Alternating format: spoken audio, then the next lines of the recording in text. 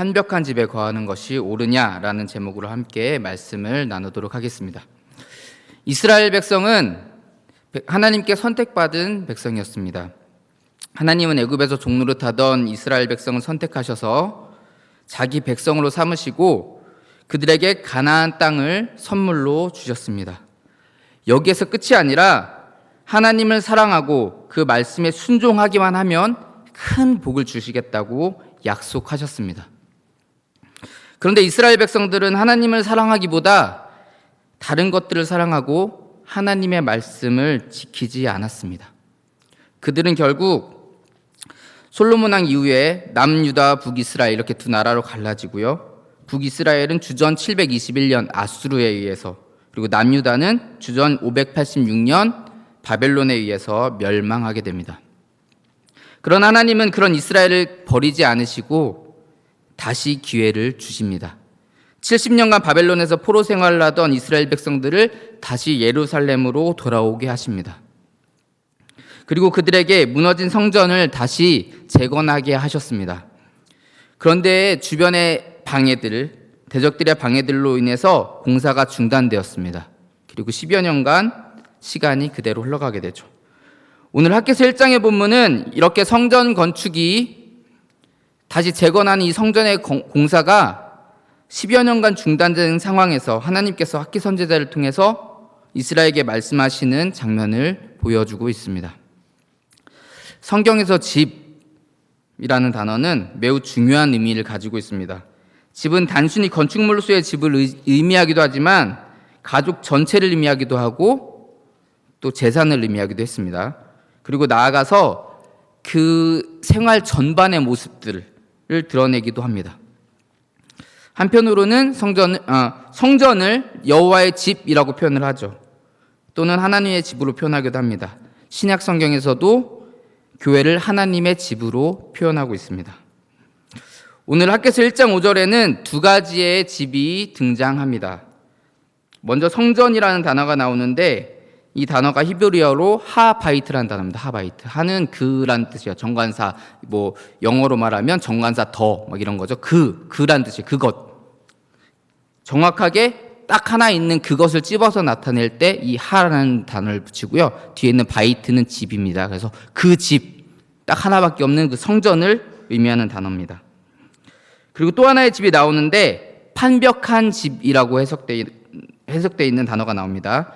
이 판벽한이라는 단어는 지붕을 덮거나 그다음에 벽에 판넬을 붙인 그런 집을 말하는데 그냥 대충 지은 집이 아니라는 뜻이에요. 대충 지은 집이 아니라 정말 필요한 여러 가지 모든 것을 다 갖춘 그런 집을 의미하고 있습니다. 여기에서 이 집도 역시 히브리어 바이트가 쓰이고요. 근데 정확히 이 단어를 조금 더 직역을 하자면 그냥 판벽한 집이 아니라 판벽한 너희의 집 이렇게 나옵니다. 판벽한 너희의 집.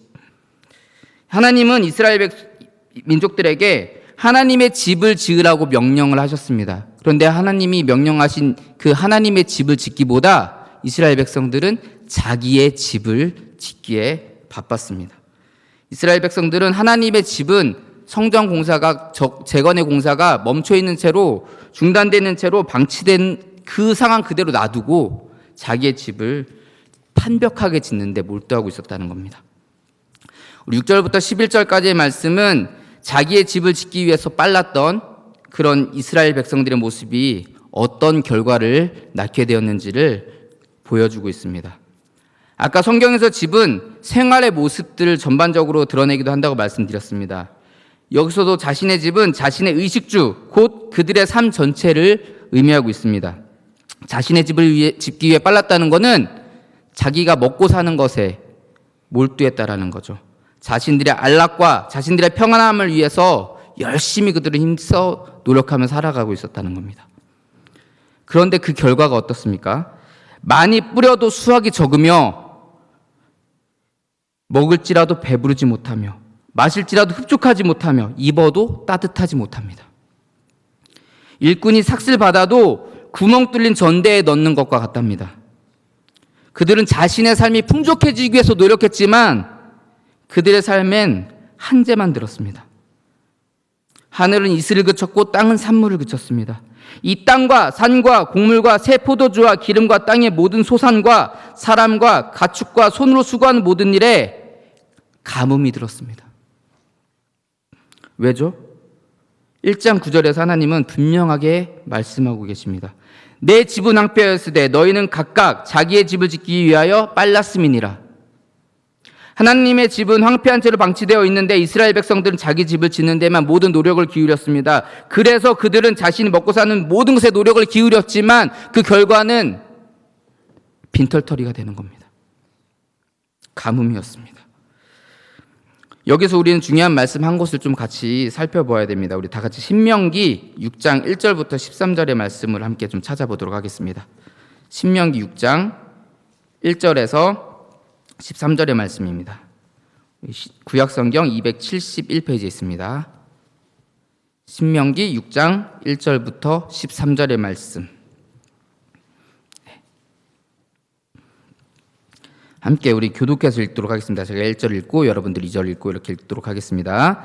시작. 이는 곧 너희 하나님 여호와께서 너희에게 가르치라고 명하신 명령과 규례와 법도라. 너희가 건너가서 차지할 땅에서 행할 것이니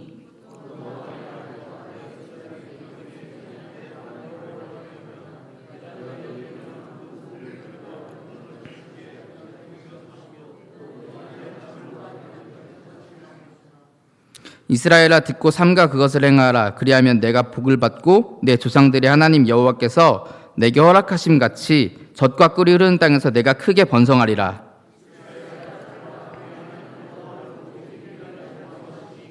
너는 마음을 다하고 뜻을 다하고 힘을 다하여 내 하나님 여호와를 사랑하라.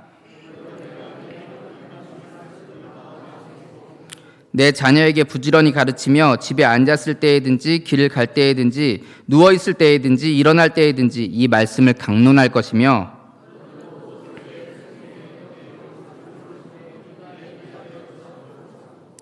또 내 집 문설주와 밭간문에 기록할지니라.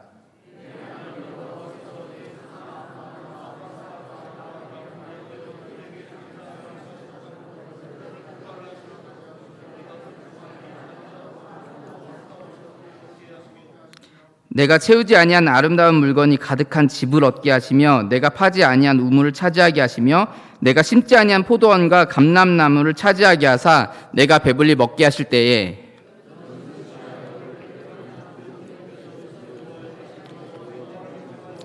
같이 읽겠습니다. 내 하나님 여호와를 경외하며 그를 섬기며 그의 이름으로 맹세할 것이니라.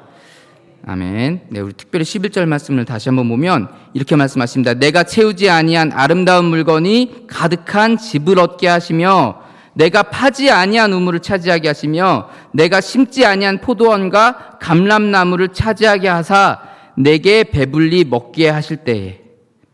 아멘. 채우지 아니한 아름다운 물건이 가득한 집을 얻게 하신대요. 파지 아니한 우물을 마시고요. 심지 아니한 포도원과 감람나무를 주신대요. 누가 하신다고요? 하나님이 하신다고요. 하나님이. 어떻게 하면? 우리 5절에서 말씀하시죠.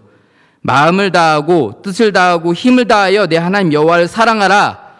그런데 이스라엘 백성들은 어떻게 했습니까? 자신들의 집을 채우려고 열심히 우물 파고 열심히 포도나무, 감람나무를 심습니다. 하나님의 집은 그냥 방치해둔 채로 하나님을 사랑하지 않고. 우리의 삶은 어떻습니까? 하나님의 집을 세우기 위해서 우리의 마음을 쏟고 있습니까? 아니면 이스라엘 백성들처럼 하나님의 집이 황폐한 채로 방치되고 있는데도 내 자신의 집을 짓기 위해서 우리가 열심히 노력하고 마음을 쏟고 있지는 않습니까? 하나님은 우리에게 하나님께서 그리스도의 피값으로 사신 이 교회를 사랑하고 교회를 위해서 우리의 마음과 우리의 시간과 우리의 모든 노력을 기울이라고 명령하고 있습니다. 물론 이 시대를 살아가는 우리의 삶이 어렵고 힘들다는 걸 잘 알고 있습니다. 팍팍한 삶 속에서 교회를 위해서 헌신하고 교회를 위해서 일한다는 것이 얼마나 어려운 일인지 잘 알고 있습니다. 그러나 바쁘고 힘든 삶 속에서도 하나님은 나 자신을 위해 살지 말고 교회 공동체를 세우기 위해 살아가라고 명령하고 있다는 겁니다. 오늘 학교에서 이스라엘 백성들이 성전 건축을 중지한 이유가 있었습니다. 뭐였냐면 주변의 적들이 관리들한테 뇌물을 써서 방해를 했어요. 그러다 보니까 아닥사스다 왕이 결국은 그 말을 믿고 성전 건축을 중단하는 조서를 내립니다. 그러니까 이제 못 짓게 왕이 만든 거예요. 자, 그들은 하나님 앞에 이렇게 항변할 수 있었습니다. 나는 하나님 성전 짓고 싶었습니다. 그런데 환경이 안 되고 조건이 안 됐어요. 왕이 조서를 내려서 성전 건축을 중단시켰습니다. 그래서 하나님의 성전을 못 짓고 있는 거예요. 이렇게 항변할 수 있었죠. 그러나 오늘 본문의 12절 이하에서처럼, 우리 읽진 않았지만 12절 이하에서처럼 이스라엘 백성들의 마음이 변화되니까 다리오 왕을 통해서 성전 공사를 재개할 수 있게 됩니다. 막힌 것처럼 보였던 모든 정말 어려운 그런 난관들이 다 해결되는 거예요. 당장의 모든 직장과 모든 삶을, 자신의 모든 삶을 다 내팽겨치고 교회로 나오라는 말이 아닙니다. 바쁘고 정신없는 삶 속에서도 우리의 마음이 교회를 향해 있으면, 내가 성전을 짓겠다라는 마음이 있으면 교회를 위해서 헌신할 수 있는 시간과 환경과 조건들은 하나님이 해결해 주실 거예요. 우리는 흔히 상황이 안 되고 조건이 안 돼서 안 될 것 같았지만 기적적으로 모든 환경이 열리고 또 조건이 막 다 딱딱 맞아떨어져서 선교도 가고 봉사의 자리도 가고 그런 모습들을 우리는 주변에서 흔히 볼 수 있습니다. 하나님 뜻에 맞게 하고자 하는 마음이 있으면 그 길은 하나님께서 열어주신다는 겁니다. 이렇게 하나님은 우리에게 자신의 집을 짓는 것보다 하나님의 집을 짓는데 우리의 마음을 쏟기를 원하십니다. 그렇다면 하나님의 집을 짓는 방법이 무엇일까요? 이번에는 우리 고린도전서 10장 23절 24절을 함께 좀 찾아보겠습니다. 이번 신약 성경이고요. 275페이지에 있습니다. 고린도전서 10장 23절 24절.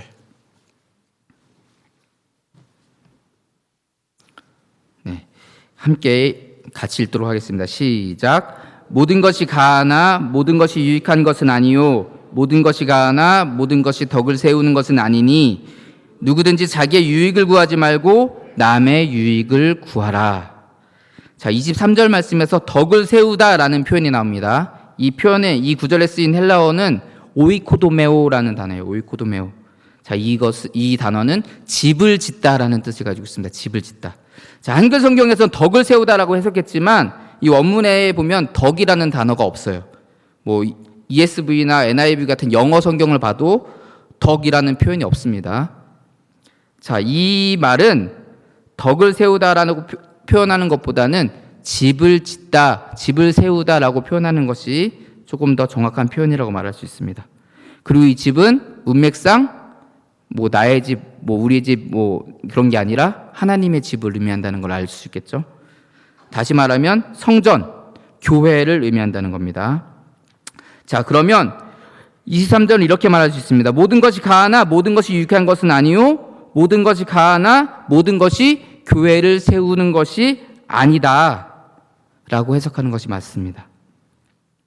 바울은 바울 서신 여러 곳을 통해서 이렇게 교회를 세우는 것에 대해서 굉장히 강조를 하고 있습니다.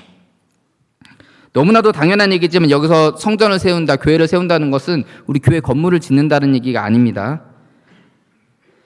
교회 공동체를 우리 정말 아름답게 만들어가고 세워가는 것을 의미하는 것입니다. 누구든지 자기의 유익을 구하지 말고 남의 유익을 구하라.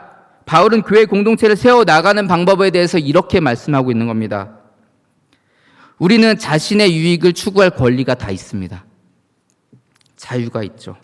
그러나 바울은 그 권리를, 그 자유를 다 사용하지 말고 다른 사람의 이익, 교회 공동체의 이익을 위해서 자신의 유익과 욕심을 양보하라고 말씀하고 있는 겁니다. 바울은 곳곳에 교회를 세웠습니다. 지금으로 말하면 이제 선교를 다니면서 개척을 한 거죠. 그리고 그 교회들이 모두 부흥을 했어요. 교인 수도 늘었고 교회 재정도 넉넉했습니다. 바울이 그 교회들마다 사례비를 받을 수 있었어요. 선교비를 받을 수 있었습니다. 그런데 바울은 그렇게 하지 않습니다. 바울이 권리가 없었던 게 아니고요. 충분한 권리를 갖고 있었음에도 바울은 그 권리를 사용하지 않았습니다. 단순히 청빈의 삶을 살기 위해서 그랬을까요?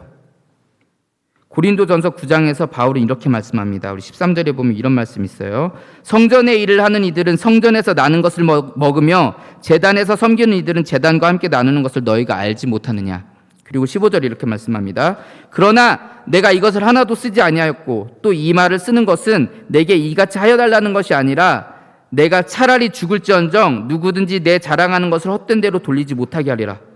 교회를 세우고 교회를 위해 자신을 희생한 바울이 그 교회에서 물질적 도움을 받는 것은 너무나도 당연한 권리입니다. 하지만 바울이 교회를 세우는 목적이 물질적 이득을 위해서다라는 그런 반대자들의 공격이 있을 수 있기 때문에 그런 공격을 막기 위해서, 그런 오해를 막기 위해서 바울은 혹시 그런 것 때문에 복음 전파에 어려움이 있을까 봐 그런 것들을 염려하는 마음으로 자신에게 주어진 당연한 권리를 사용하지 않는 거예요. 계속해서 19절을 계속 보면 이런 말씀합니다. 내가 모든 사람에게서 자유로우나 스스로 모든 사람의 종이 된 것은 더 많은 사람을 얻고자 함이라. 유대인들이 내가 유대인과 같이 된 것은 유대인들을 얻고자 함이요. 율법 아래에 있는 자들에게 내가 율법 아래에 있지 아니하나 율법 아래에 있는 자같이 된 것은 율법 아래에 있는 자들을 얻고자 함이요. 율법 없는 자에게는 내가 하나님께는 율법 없는 자가 아니요 도리어 그리스도의 율법 아래에 있는 자이나 율법 없는 자와 같이 된 것은 율법 없는 자들을 얻고자 함이라. 약한 자들에게 내가 약한 자와 같이 된 것은 약한 자들을 얻고자 하며 내가 여러 사람에게 여러 모습이 된 것은 아무쪼록 몇 사람이라도 구원하고자 함이니 내가 복음을 위하여 모든 것을 행함은 복음에 참여하고자 함이라. 바울의 관심은 오로지 교회를 세우는 일, 여기에 중점되어 있었다는 거예요. 모든 것이 가하지만 모든 것이 유익한 것이 아니고 모든 것이 가하지만 모든 것이 교회를 세우는 것이 아니다. 내가 자유하지만 종의 모습으로 살아가고 약한 자의 모습으로 살아가는 것이 교회 공동체를 세우는 길이다. 이렇게 말씀하고 있는 겁니다. 자신의 유익을 위해서 자신의 권리를 사용해서 자기의 집을 짓는 것이 아니라 교회 공동체 유익을 위해 스스로의 권리를 포기하고 제한하고 스스로 자신을 희생하며 스스로 헌신해야 된다는 것입니다. 그렇게 우리는 우리의 집이 아닌 하나님의 집을 지어갈 수 있는 것입니다. 그런데 우리가 이렇게 교회를 지어갈 때, 하나님의 집을 지어갈 때, 교회를 위해 헌신할 때 우리가 조심해야 될 것이 있습니다. 유명한 사람들 있죠. 아나니아와 삽비아라는 사람이 있습니다. 그들은 자신들이 가진 땅을 팔아서 교회에 헌금을 드렸습니다. 겉모습만 보면 그들은 교회를 위해서 헌신한 자들입니다. 하나님의 집을 세우는 자들인 것 같습니다. 그런데 그들의 속마음은 그렇지 않았죠. 그들은 교회 공동체를 위해 헌신한 것이 아니라 바나바를 시기했고 바나바처럼 자기들도 칭찬받고 싶어 했습니다. 교회에서 돋보이고 싶었죠. 그래서 그런 마음가짐 속에서 그들은 땅을 팔았고 그러다 보니까 그게 너무 아까웠던 거예요. 그래서 얼마를 숨겼다가 결국은 죽게 되죠. 자기의 집을 먼저 지은 겁니다. 제가 이렇게 열심히 설교를 준비하다 보면 이런 생각이 듭니다. 설교를 잘하고 싶다. 이런 생각이 듭니다. 물론 설교를 열심히 준비해야 되고요. 잘 해야 됩니다. 그렇죠? 정말 중요한 사역이죠. 그런데 설교를 잘해야 되는 이유가 뭔가요? 이 설교를 통해서 우리 성도님들이 하나님의 뜻대로 변화되고, 그렇죠? 그 열매 맺는 그 삶이 사라지는 것, 그게 설교의 목적입니다. 교회 공동체에 대해 유익이 되는 거죠. 그런데 설교자의 마음속에 설교를 잘한다라는 인정을 받고 싶은 마음이 생깁니다. 교회 공동체에 어떤 유익을 끼치냐보다 내가 사람들에게 얼마나 인정받고 칭찬받을 수 있냐에 관심이 기울어집니다. 이게 악한 마음인지 뻔히 아니까 안 하려고 하는데, 그런데도 저희 마음속에 자꾸 이 마음이 생겨나더라고요. 맡겨진 사역을 통해서 맡겨진 영혼들이 변화되어 살아나고, 제게 맡겨진 그 부서가 변화되고 교회가 변화되고 살아나는, 그것이 저에게 맡겨진 사명입니다. 그런데 제 마음속에 자꾸 내가 다른 사람보다 더 잘해야지, 내가 더 돋보여야지 하는 마음들이 자꾸 생깁니다. 교회 공동체가 잘 세워지길 바라는 것이 아니라 내 집이 잘 세워지길 바라는 그런 악한 마음이 자꾸만 생기는 거죠. 여러분들은 어떻습니까? 교회를 위해 헌신할 때 칭찬받고 싶어서, 인정받고 싶어서, 돋보이고 싶은 마음으로 하고 있지는 않습니까? 우린 교회 안에서 헌신할 때 아나니아와 삽비라 사건을 기억하면서 우리의 마음이 교회 공동체보다 내가 더 드러나고 싶은 그 마음 속에 우리의 마음이 자꾸 쏠리진 않는지 항상 돌아봐야 됩니다. 사랑하는 성도 여러분, 하나님은 오늘 우리에게 묻고 계십니다. 이 성전이 황폐하였거늘 너희가 이때에 판벽한 집에 거주하는 것이 옳으냐? 이 성전이 황폐하였거늘 너희가 이때에 판벽한 집에 거주하는 것이 옳으냐? 학개서의 이스라엘 백성들처럼 황폐한 하나님의 성전을 방치해둔 채로 내 집을 아름다운 것들로 채워가기 위해서 수고하고 노력하면서 결국은 구멍 뚫린 전대에 삭슬 집어넣는 그런 어리석은 사람이 되고 있지는 않습니까? 먼저 그의 나라와 그의 의를 위해서 하나님께서 그리스도의 핏값으로 사신 교회 공동체를 위해서 우리의 마음과 우리의 시간과 우리의 모든 헌신을 다하는 하나님의 백성들이 다 되시기를 소망합니다. 같이 기도하겠습니다. 사랑의 하나님, 정말 부족하고 연약한 저희를 사랑하여 주셔서 하나님의 귀한 은혜와 귀한 사랑으로 하나님 우리를 인도하시니 감사합니다. 그리고 하나님 우리에게 명령하셨습니다. 마음을 다하고 목숨을 다하고 뜻을 다하여서 하나님을 섬기라, 하나님을 사랑하라 우리에게 명령하셨습니다. 그러나 우리는 하나님의 집을 방치해 둔 채 정말 나의 집을 짓기 위해서, 나의 집을 판벽하게 짓기 위해서 우리가 애쓰고 수고하고 있지는 않습니까? 하나님, 그런 저희를 불쌍히 여겨주시고 이제는 나의 집이 아니라, 우리 집이 아니라 정말 하나님이 그리스도께 핏값으로 사신 이 교회를 정말 사랑하고 정말 이 교회를 귀하게 여기는 마음으로 우리가 헌신할 수 있는 저희들 되어질 수 있도록 하나님 인도하여 주시옵소서. 하나님, 날마다 함께 하시고 붙드시고 인도하실 줄 믿습니다. 거룩하신 예수님 이름으로 기도합니다. 아멘.